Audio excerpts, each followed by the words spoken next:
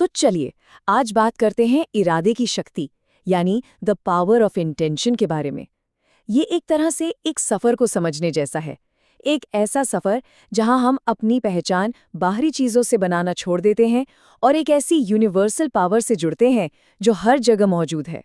इसी को कहते हैं इंटेंशन या इरादा। कभी ऐसा लगता है कि जिंदगी बस एक दौड़ बन गई है और हम सब बस भागे जा रहे हैं, इस डर से कि कहीं पीछे न रह जाएं। अगर ऐसा महसूस होता है तो समझ लीजिए कि ये आवाज अहंकार की है। अहंकार मतलब हमारे मन का वो हिस्सा जो अपनी पहचान सिर्फ बाहरी चीजों से बनाता है, जैसे कि पद, पैसा या फिर लोग हमारे बारे में क्या सोचते हैं। और जानते हैं, इसी वजह से हमारी जिंदगी में चिंता, कंपटीशन और एक तरह का अकेलापन आ जाता है। तो देखिए, ये दो बिल्कुल अलग रास्ते हैं जिंदगी जीने के। एक तरफ है अहंकार जो डर और स्ट्रगल से चलता है, और दूसरी तरफ है इरादा जो शांति और क्रिएटिविटी लेकर आता है। बस एक पल के लिए सोचिए कि हमारी जिंदगी में इन दोनों में से कौन सी शक्ति ज्यादा हावी रहती है। तो सवाल ये उठता है कि ये इरादा, ये इंटेंशन आखिर है क्या। देखिए, लेखक वेन डायर के हिसाब से ये सिर्फ हमारी विल पावर या जिद नहीं है। नहीं, उन्होंने इसे एक यूनिवर्सल स्पिरिचुअल फोर्स, एक आध्यात्मिक शक्ति के रूप में देखा। इसे ऐसे समझिए जैसे इच्छा शक्ति होती है ना, वो एक नाव को जबरदस्ती चलाने जैसी है, जबकि इरादा इरादा तो नदी की धारा के साथ बहने जैसा है। तो यहाँ समझने वाली बात ये है कि इरादा कोई ऐसी चीज नहीं है जिसे हम बनाते हैं। नहीं, ये तो एक ऐसी शक्ति है जिससे हम जुड़ते हैं। ये वही एनर्जी है जो पूरे यूनिवर्स को चला रही है। और सबसे अच्छी बात पता है क्या है कि ध्यान लगाकर, ये बस थोड़ा समय नेचर के साथ बिताकर हम सब इस एनर्जी से कनेक्ट हो सकते हैं।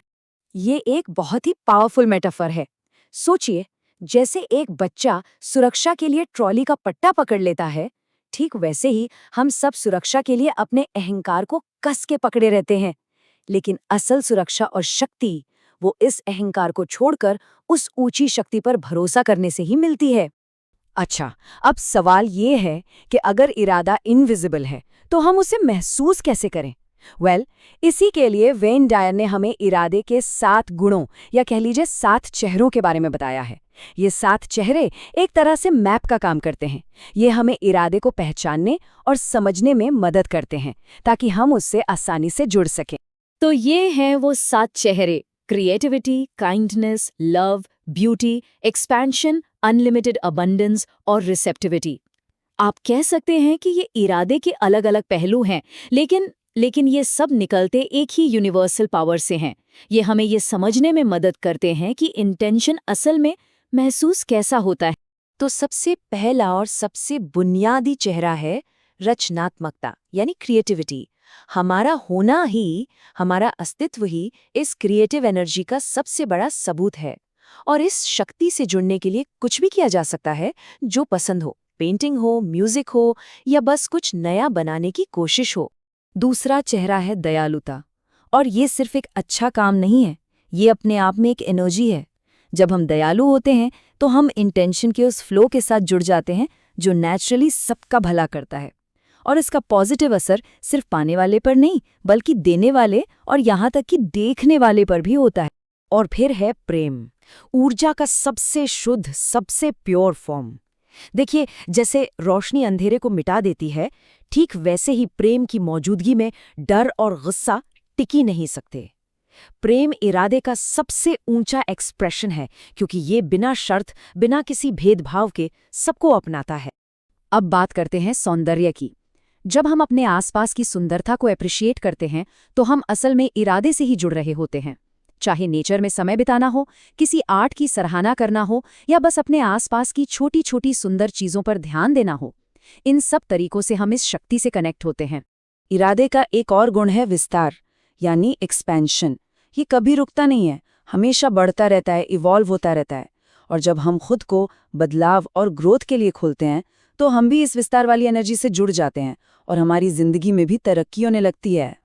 ये जो है ना, ये कमी की सोच से बाहर निकलने का एक नजरिया है।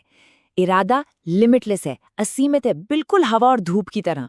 और इस प्रचुरता से, इस अबंडेंस से जुड़ने का सबसे आसान तरीका है ग्रैटिट्यूड यानी आभार व्यक्त करना, रोज उन चीजों पर ध्यान देना जो हमारे पास पहले से हैं।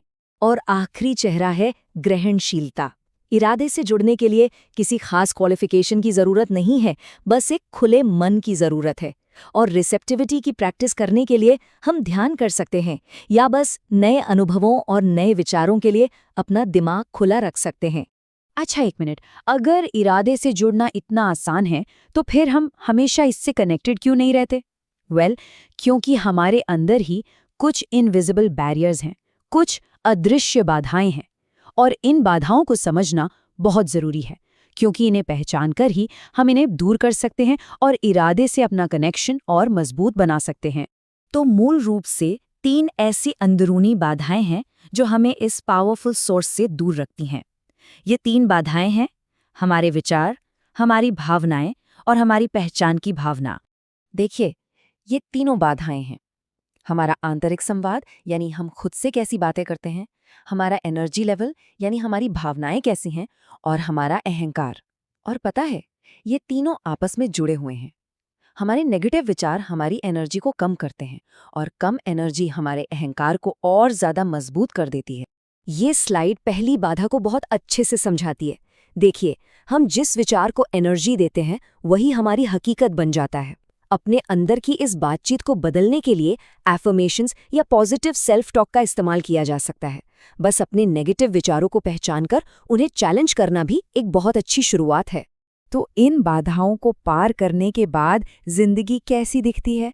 वेन डायर ऐसे इंसान को कनेक्टर कहते हैं, और एक कनेक्टर बनना ही इस सफ़र का आखिरी लक्ष्य है, क्योंकि ये दिखाता है कि इरादे के साथ पूरी तरह से जुड़ा हुआ जीवन कैसा होता है। जो कनेक्टर होता है वो उम्मीद से जीतता है, डर से नहीं। उसे पता होता है कि उसका आत्मविश्वास अहंकार से नहीं बल्कि इरादे के साथ उसके गहरे कनेक्शन से आता है। एक कनेक्टर बनने के लिए कोई भी इरादे के उन 7 चेहरों को अपनी रोजमर्रा की जिंदगी में शामिल कर सकता है और अपनी अंदरूनी बाधाओं पर काम करके कॉन्शियस और ग्रेटफुल रहना सीख सकता है। ये कहानी इरादे की शक्ति का एक बहुत ही प्यारा उदाहरण है। एक पिता अपने दिव्यांग बेटे शिया को देखकर निराश था, लेकिन एक दिन जब कुछ लड़कों ने शिया को अपने खेल में शामिल किया और उसे एक हीरो की तरह गेम जिताया, तो पिता को एहसास हुआ कि परफेक्शन शिया में नहीं बल्कि उन बच्चों की दयालुता में था। ये कहानी दिखाती है कि कैसे दया और प्रेम के छोटे छोटे काम भी इरादे की शक्ति को दुनिया के सामने लाते हैं। तो बात का सार बस इतना है कि जब कोई इरादे के साथ जुड़ जाता है तो संभावनाएं लिमिटलेस हो जाती हैं, अनंत हो जाती हैं। जब कोई एक कनेक्टर बन जाता है तो वो अपने सपनों को हकीकत में बदल सकता है, अपने रिश्तों को बेहतर बना सकता है और दुनिया में एक पॉजिटिव बदलाव भी ला सकता है।